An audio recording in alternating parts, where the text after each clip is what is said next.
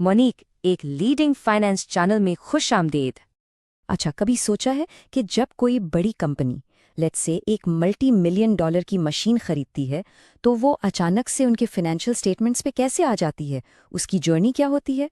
तो आज हम इसी सफ़र को समझेंगे और हमारा गाइड होगा इंटरनेशनल अकाउंटिंग स्टैंडर्ड 16, जो इन तमाम बड़े फिजिकल एसेट्स का समझ लें रूल बुक है। तो इस सवाल का जवाब छुपा है IS 16 में।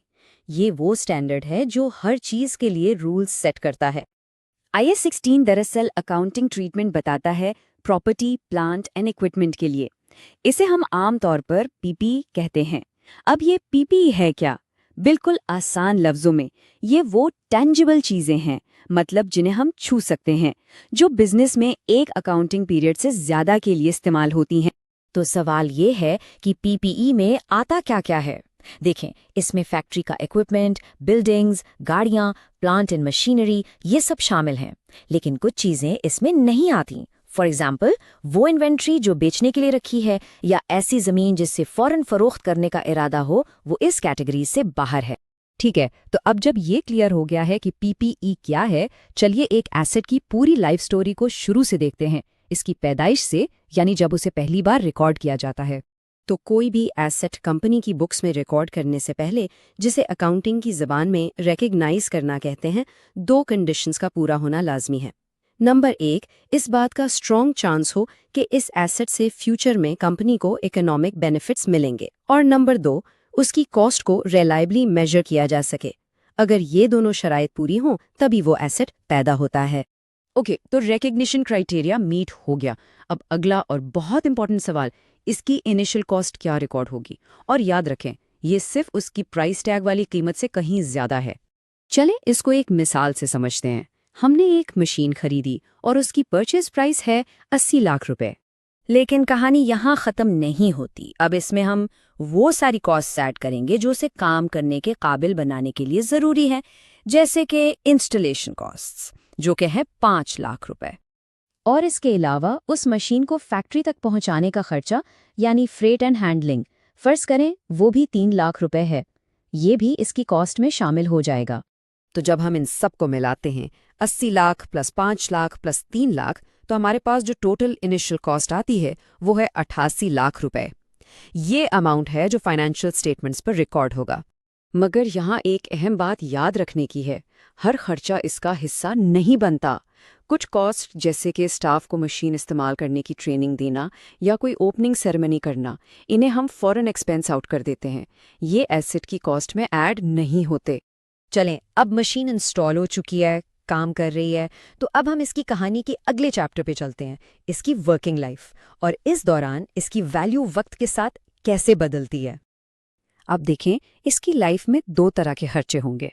एक है रोज़मर्रा के छोटे मोटे रिपेयर्स एंड मेंटेनेंस, जैसे मशीन का ऑयल चेंज करना, ये सीधा एक्सपेंस बन जाते हैं।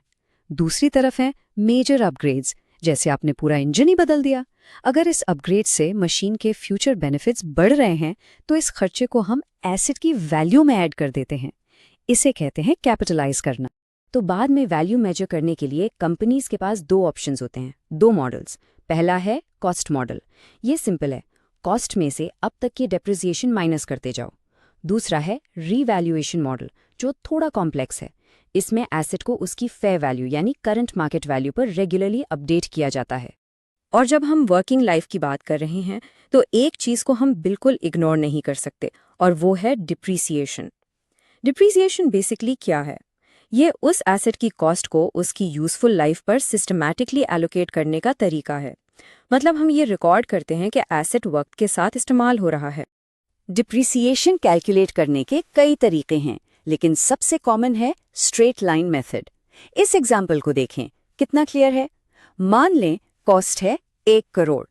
10 साल के बाद उसकी रेजिडुअल वैल्यू यानी कबाड़ की कीमत 10 लाख होगी। तो जो टोटल अमाउंट डिप्रीशिएट होना है वो है 90 लाख। इसे 10 साल पे डिवाइड करें तो हर साल 9 लाख रुपए की डिप्रीसिएशन रिकॉर्ड की जाएगी। सिंपल। ठीक है, तो अब हमारी मशीन ने अपनी यूजफुल लाइफ कंपनी के साथ पूरी कर ली है। अब हम आ गए हैं इसकी कहानी के फाइनल चैप्टर पर, यानी इसे गुड बाय कहने का वक्त। तो जब हम किसी एसेट को बुक्स से निकालते हैं या डी रिकॉग्नाइज करते हैं तो पहला स्टेप है उसकी कैरिंग अमाउंट निकालना। ये क्या है? ये उसके ओरिजिनल कॉस्ट माइनस अब तक के सारे अक्यूमुलेटेड डेप्रिसिएशन है। इस केस में ये बनती है 30 लाख रुपीस। ओके, अब दूसरा स्टेप हम देखते हैं कि इसे बेचने पर कैश कितना मिला। यहाँ इसे 25 लाख रुपए में बेचा गया। अब सिंपल मैथ्स है, बुक्स में वैल्यू थी 30 लाख, बेचने पर मिले 25 लाख, तो सीधा सीधा 5 लाख का नुकसान हुआ। इसे हम प्रॉफिट एंड लॉस स्टेटमेंट में लॉस ऑन डिस्पोजल के नाम से रिकॉर्ड करेंगे। अगर ज्यादा पैसे मिलते तो गेन ऑन डिस्पोजल होता। तो ये थी एक एसेट की पूरी कहानी, उसकी पैदाइश से लेकर उसके रिटायरमेंट तक।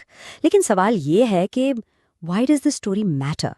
फाइनेंस की दुनिया में इसकी इतनी अहमियत क्यों है?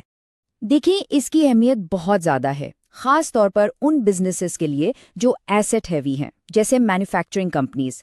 इसी स्टैंडर्ड की बुनियाद पर कंपनी की वैल्यूएशन होती है, ऑडिटर्स को कैपिटल स्पेंडिंग पर तसल्ली होती है और सबसे बढ़कर डिप्रिसिएशन सीधा सीधा कंपनी के रिपोर्टेड प्रॉफिट्स पर असर डालती है। तो इस स्टैंडर्ड को ठीक से समझना इन्वेस्टर्स के लिए, ऑडिटर्स के लिए और मैनेजर्स के लिए, सबके लिए ज़रूरी है, ताकि वो कंपनी की फाइनेंशियल हेल्थ को सही मायनों में समझ सकें। तो अगली बार जब किसी फाइनेंशियल रिपोर्ट को देखा जाए तो उनके एसेट्स को सिर्फ नंबर न समझा जाए, बल्कि उनकी कहानी को पढ़ा जाए, क्योंकि ये स्टैंडर्ड इन नंबर्स को इन्वेस्टमेंट, यूज़ और वैल्यू की एक मुकम्मल कहानी बना देता है। मुस्तकबिल की ऐसी ही इन्फॉर्मेटिव गुफ्तगू के लिए बेल आइकॉन ज़रूर प्रेस करें और हमारे चैनल को लाइक और सब्सक्राइब करना ना भूलें।